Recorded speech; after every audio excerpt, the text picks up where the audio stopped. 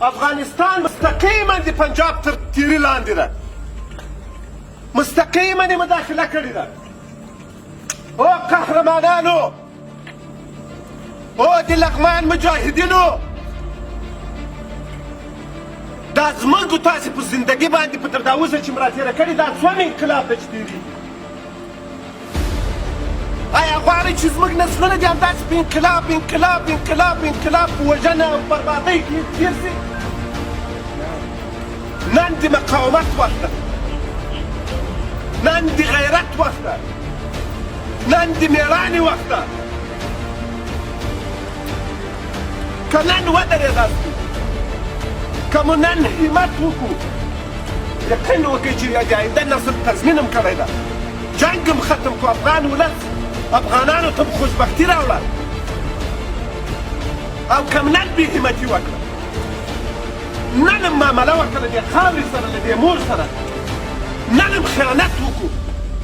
آینده نسلونه به په وینو کې ککړ پاته یو مسؤل به موږ واوسو. نن د حق و د باطل جنګ ده، نن د افغانو د پنجاب جنګ ده. آیا غواړئ چې د مور ټیکری هم ولوېږي که په سر راچوئ؟ نه. غواړئ چې دا خاوره بیا د پاکستاني تر تورو په پښو لاندې سي؟ ورکړئ دا پیغام افغان ولس ته ورکړئ، دا پیغام افغانانو ته ورکړئ، دا پیغام لرو بر خلکو ته ورکړئ چې زموږ مقاومت به زموږ د آینده نسل او د افغانستان د خوشبختي سبب ګرځي. موږ نه غواړو چې مات شو، تر خپل توان پورې، تر خپل حده پورې زموږ سپونه به ولاړې، دا سپونه به ماتېږي نه، دا سپونه به شکست نه خوري، دا سپونه به بریالي کېږي. وقت چې امیر صاحب اسماعیل خان په اویا کلنۍ کې درېږي سپینه ایره، آیا زه اوس د دې توانایي نه لرو چې ودرېږو؟ آیا دا زما تا خاوره ده که نه ده؟ نن ما تا ته اړتیا لري که نه لري؟ دا خاوره به زه ورته په خپله وینه اوبه کوو،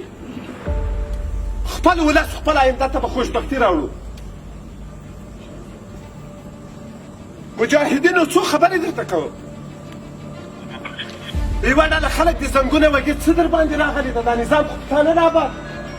څه کوې دونه خلکو پرېښول څه کوې؟ دا د افغان خاورې دښمن ده، که د پلار ده، که د ورور ده، که هر افغان ده چې دا غږ تاته کوي دا د دې خاورې دښمن ده.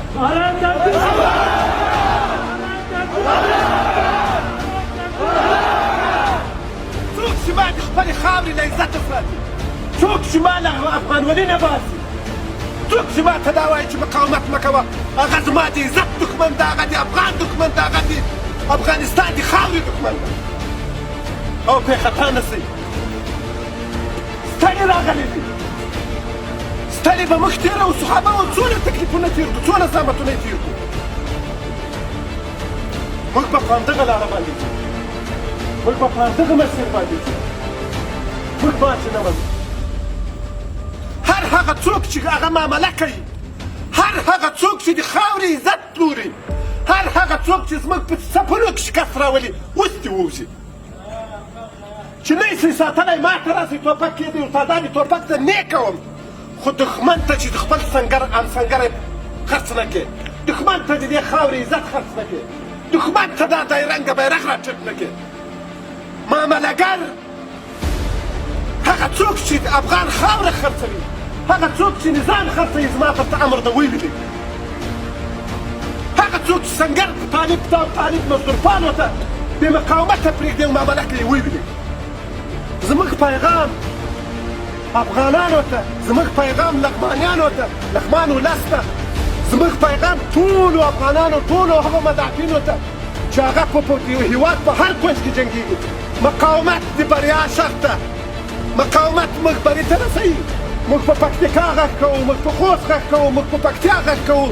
موږ په بلخ غږ کوو، موږ په ټول هېواد باندې غږ کوو چې مقاومت به زموږ تاسې سرنوشت ټاکي، مقاومت په د افغان خاورې د افغانانو سرنوشت ټاکي او موږ تاسې په سمې خوا ته ځو. موږ سوله کوو، باعزته سوله کوو. خو څوک چې موږ پاکستان په موږ باندې را تحمیلوي قطعا موږ ته د منلو وړ نه ده. نعره تکبیر!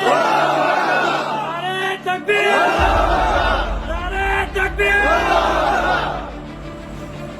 لننه منګه په افغان خاوره په افغان ولس په دې درې رنګه بیرغ شهیدان یو داسې فرض کړئ چې نور موږ شهیدان یو تر هغه تر څو چې موږ سرنوشت نه وي ټاکلی د دې خاورې دا سره خوښه مه ده سر له ننه موږ هرې شومې توطیې ته هر تبلیغاتو ته هر هغه څوک چې تبلیغ د دښمن په نفع کوي هغوی ته نه تسلیمېدونکي او د هغوی د سر وهونکي وهونکي زما پیغام دا ده ودرېږئ مقاومت وکئ همت وکئ تاریخ به دا ستاسو همت و غیرت و مقاومت په زرینو پاڼو کې ولیکي ذلیلان به داسې لکه نن چې مو ولیدو وملیدو کم نه ولیدو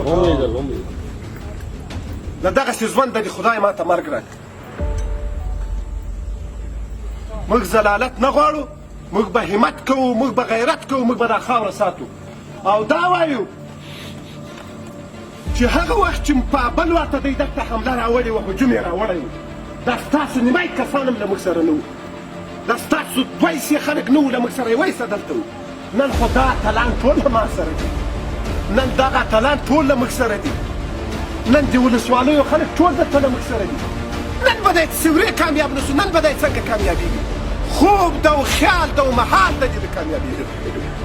او هېڅ امکان هم نه لري چې دی د کامیاب موږ دا وایو چې نصر من الله و فتح قریب موږ دا وایو چې نرای تکبیر نرای تکبیر نرای تکبیر او دغه نامنبر سره به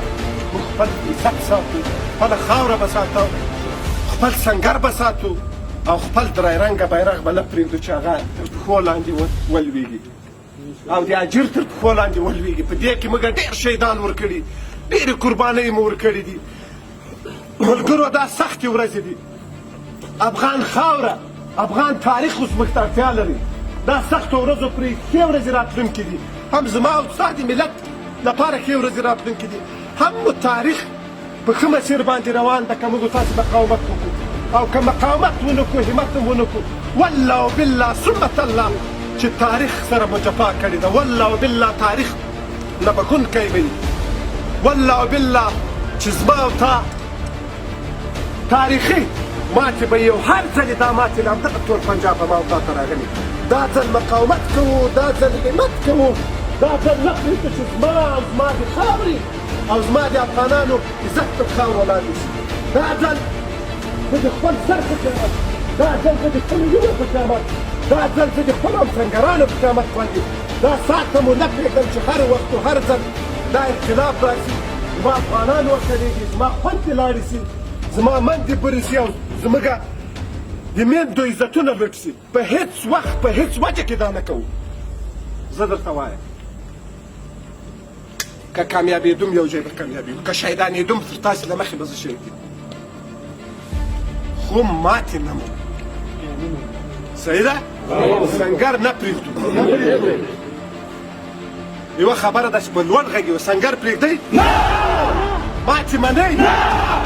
بس دا زموږ بریا ده زما هدف هم همدا و چې دا درته واورم بیا هم سر راټولېږو بیا هم جوړېږو بیا هم ټولېږو بیا هم غږېږو خو